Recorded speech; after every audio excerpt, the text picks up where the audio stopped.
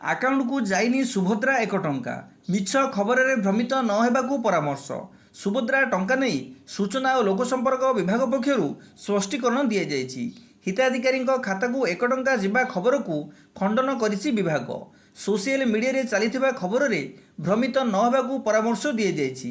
ଏପରି କୌଣସି ବ୍ୟବସ୍ଥା କରାଯାଇନଥିବା ବିଭାଗ ସ୍ପଷ୍ଟୀକରଣ କରିଛି। ପ୍ରଥମ ପର୍ଯ୍ୟାୟରେ ପରୀକ୍ଷାମୂଳକ ଭାବେ 1 ଟଙ୍କା ପଠାଯାଇଥିଲା, କିନ୍ତୁ ଦ୍ୱିତୀୟ ପର୍ଯ୍ୟାୟରେ ଏଭଳି କୌଣସି ବ୍ୟବସ୍ଥା ଏପର୍ଯ୍ୟନ୍ତ ଗ୍ରହଣ କରାଯାଇନାହିଁ। ସୁଭଦ୍ରାର ଅଫିସିଆଲ ୱେବସାଇଟ୍ ଅନୁକରଣ କରିବାକୁ ବିଭାଗ ପକ୍ଷରୁ ଅପିଲ କରାଯାଇଛି।